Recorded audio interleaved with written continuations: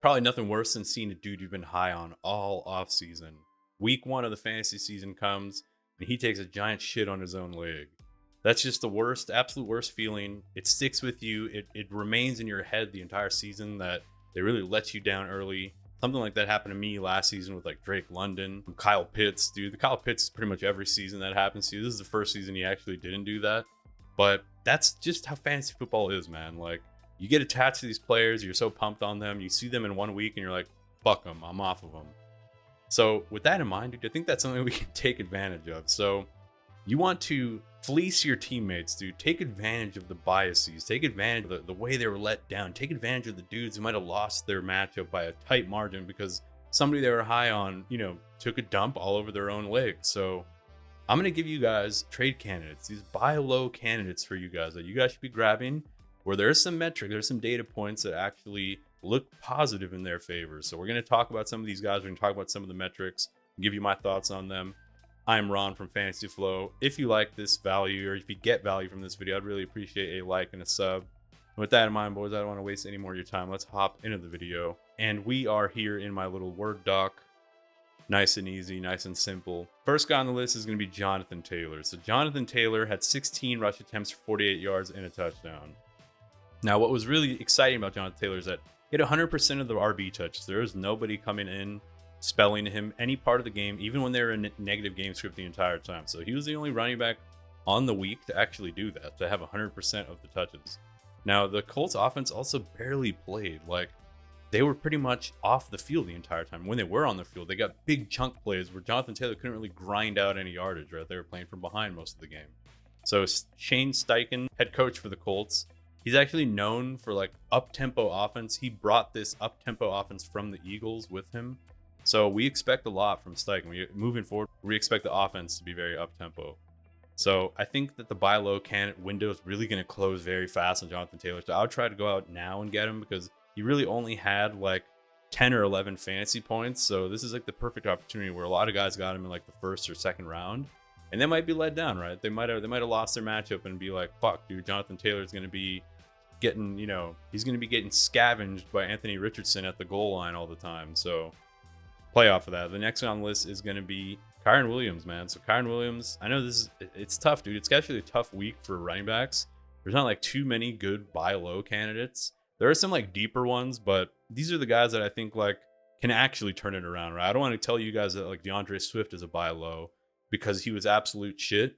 And I don't know if it's going to turn around. I don't know if the Bears offense is ever going to look really good. We'll see. I mean, Caleb Williams is one of the better prospects ever, but Kyren Williams goes 18 attempts for 50 yards and a touchdown. He has 3 targets for only 3 receptions and 4 yards, unfortunately. Wasn't very involved in the receiving game, which is kind of unfortunate. But they were playing from behind. They were using him a lot in pass protection, which they really like. And with that actually said, I do want to show you guys this fucking play, man. So check out this pass pro. So keep your eyes here on Kyren Williams, right next to Stafford. Boom. Absolute levels number 82.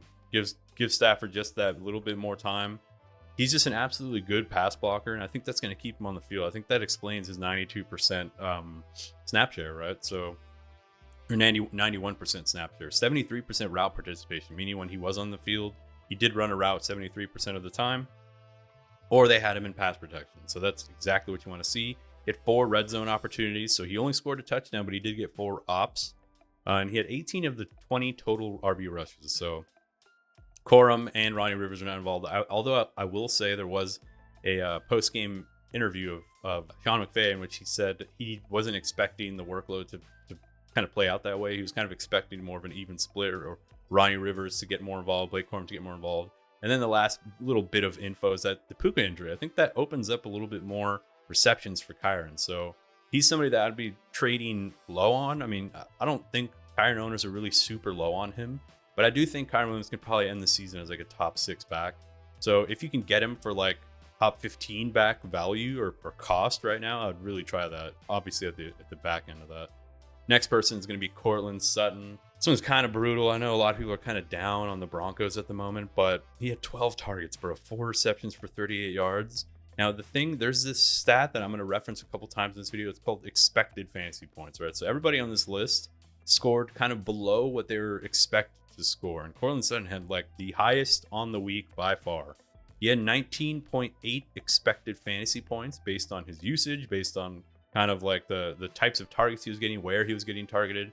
And he only scores 5.6 fantasy points. So now the problem with these types of metrics is that there's always a counter argument. There's always like, you can either see these metrics in a positive light, you can see them in a negative light. Now the negative or the positive take on this would be, damn, like that's going to change. What if he keeps getting the same volume or the same attention? Those expected points are going to even out, right? He's going to start scoring above that or meet it, you know? But the counter to that is, what if like he's bad and he's getting all this opportunity and all these expected points and he's just not fulfilling it? He's not getting open. He's not like beating his man one-on-ones. He's not winning those jump balls. So that could be the take, right? But I think the take in Courtland Sutton's situation, like you have to take everything into context, right? Like, have they done it in the past? Were they productive in the past? Did they do well with volume in the past? What's the situation? What's their quarterback? What's the strength of schedule? All these things are like data points. And I think we tend to adjust for these data points subconsciously. We're like, well, I know that Courtland Sutton was a huge touchdown guy last season, right? So I do think he does turn it around and actually does, you know, meet those expected fantasy points. And I do know that there's really no other wide receivers on the fucking team. So that's another data point.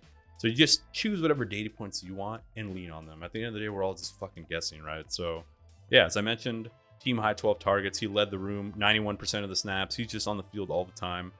He's going to see Joey Porter Jr. week 2. So my opinion, take it or leave it, wait one more week, and he's going to be really in the gutters. I really do think he's not going to produce again next week, and that's when I might try to buy him. So stay tuned probably for next week. Courtland Sutton might make another appearance on here. But, you know, getting him now could be even better because of the sour taste of him being really bad. 5.6 points. He could get a touchdown against Porter, right? He could do a little better than he did. So that's the risk of waiting. Another really cool stat, or a really good one in his favor, unrealized air yards or incomplete targets, meaning all the targets that he got that were incomplete, how many yards down the field was he? And he was second in the NFL at 110. And a total of 62% of his entire team's air yards. So anytime Bo Nix went deep, it was to Sutton, pretty much. And yeah, he's a buy low in my opinion. Tank Dell's the next guy on the list. I'm going to start this by showing you guys this video of Tank Dell, just to kind of show you that it could have been a bigger game. So you see him streaking here down. You see, cornerback just makes a play on it. So Stroud goes deep. You see him, he beats the corner on the inside. If Stroud just puts a little more mustard on that, a little more air under that ball, it probably gets there. Here it is up here. Yeah, I'm fucking, if you can tell by how shitty the quality is.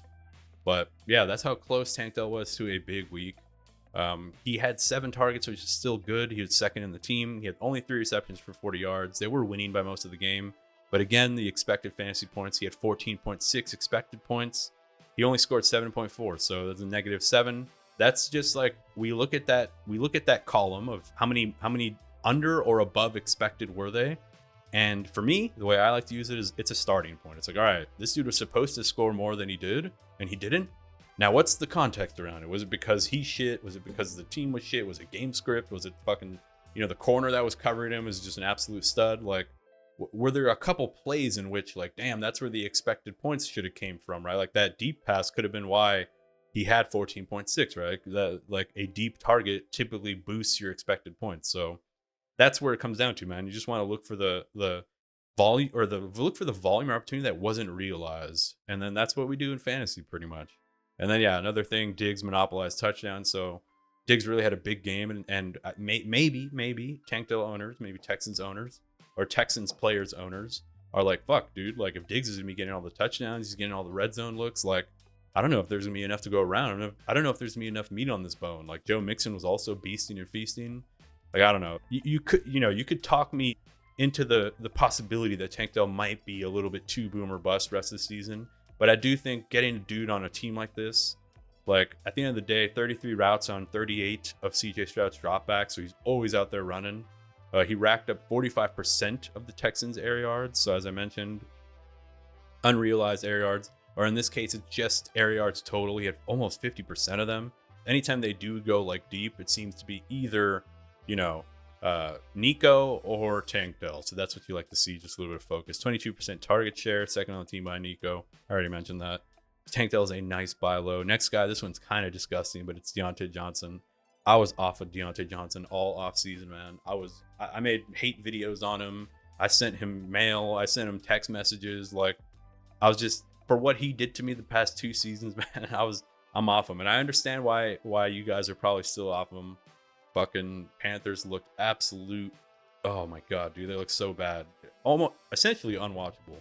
But let's watch this quick clip of Diontae Johnson. So he hits the corner with a nice little outside and then he curls inside and he's open. And Bryce Young doesn't see it. That would have been a nice little 25 yard gain. That's just like kind of to show you his route running. So boom, gets away from the safety, doesn't get the ball, per usual, right? But nevertheless, 6 targets, 2 receptions for only 19 yards. He scores like 2 fantasy points, 2.9 fantasy points. Nobody is happy who has Diontae Johnson right now, but a small glimmer of hope. 2 end zone targets, which puts him tied for second in the NFL with like 5 or 6 other players. And only one other player had 3 end zone targets, and he's going to be actually the next dude on this list. But basically, again, 12.5 expected fantasy points with 2.9 actual. It's a -9. So he left a lot of meat on the bone, a lot of yardage and production out there on the field. And he sat out most of the fourth quarter, and he had a 35% target share before that. So keep in mind, he had 6 targets, which was, not number 1 on the team, but it was number 1 up until he sat the fourth quarter out. So next on the list, Christian Watson. This one also might be kind of gross, but I guess I might just be a Christian Watson believer. But we're going to talk about his production first, and I'll show you guys the video. So 5 targets, 3 receptions for 13 yards and a touchdown. Anybody who took the over on the yardage, I'll fucking pour one out for you, dude. Goddamn, he only got 13 yards. A lot of unrealized yardage, a lot of yardage left on the field as well. I'm going to show you guys a couple of plays here. But yeah, we'll watch some of these plays and then we'll come back. We'll talk about the rest. So here is Christian Watson.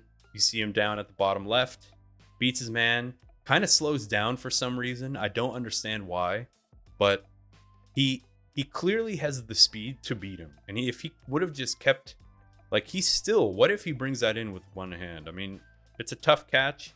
It looks like Slay knew it was coming. He was with him pretty much step for step, but at the end, Christian Watson seems to slow down at the top of the route. I don't know, but that's just to show you guys that he is getting deep targets still. But I know it's Jordan Love, but just look at one more. There's another missed touchdown. So check that out. Back left of the end zone. So the first one was the back left. That was the back right. Here he is at the bottom of the screen. Literally in his hands, gets hit out. There was a flag on the play. I don't know if it was on the offense or not. The other one at the back of the end zone. 2 brutal end zone targets. Back of the end zone, he should have got that. If he tightens that route up at the end and hits that, hits the curl a little bit tighter, you can see that he does get pushed back. So maybe that's what, check out that second one more time. Check out how he kind of gets pushed here. So he pushed him at the top of the route. Maybe that's why he kind of took that wide. But yeah, that's 2 end zone targets. And then this one is actually, maybe I'm fucking reaching here, but check this one out, dude. So this is Jaden Reed's touchdown. I want you to keep an eye on Christian Watson. So he's off screen now, steps up into the pocket. Check this out. I'm going to fucking pause it and rewind it a little. So this is the pass. This is Jaden Reed about to catch it. And this is Christian Watson. And look how open Christian Watson also is. So what if that pass just goes to Watson? I think he also busts that for a touchdown. I think Jaden Reed has to make a man miss. Well, I don't know if anybody's near Christian Watson up here. I mean, maybe we need to see the rest of the play out. But check it out. Christian Watson streaks down the middle, nice intermediate route. He's wide open. The safety has to come over. I don't know if that's the safety or the corner. So yeah, there is a defender. I think Christian Watson outruns him. And he outruns him to meet Reed, right? Who's to say Christian Watson can't outrun this dude as well? I mean, he does slow down, but I don't know. I'm just saying, what if that ball went to Watson? We're having a different story. Reed is also not as hyped. I'm fucking reaching on that. I think I'm reaching. I think I'm digging for clues that don't exist. But yeah, I think Reed's explosion, Love's injury, these are all buy low metrics, or buy low, reasons why the person might want to sell low. But a little bit of hope. Jordan Love's actually not going on IR, so maybe he's back sooner than we think, and maybe we still get Christian Watson, who could, I think, this might be fucking hyperbole. I think he might end the season as the #1 red zone target. He has the most red zone targets by the end of the season. I think it's very possible. They're just a high octane offense, and he seems to be the red zone guy. So you never know. Maybe he has like a Courtland Sutton type year, but I do think he'll have the yardage that will not put him in that Courtland Sutton category. But at the end of the day, the last thing that I want to say is that upside wins championships, man. That's why you want to get a guy like Christian Watson. Now, Diontae Johnson, Courtland Sutton, not very much upside, right? But I will say Tank Dell and Christian Watson are those guys where it's like, dude, swing for the fences. You want to win your fantasy league, not get 4th place. And with that said, guys, I hope you got some value. Hope you enjoy the video. Hope you like some of the stuff and you like this format. I apologize for the Word doc. It's just easier for me to do. The fucking post-productions takes me so much time post-producing and creating graphics for each of these dudes. If you enjoyed this video, I'll appreciate a like and a sub, and I'll catch you in the next one.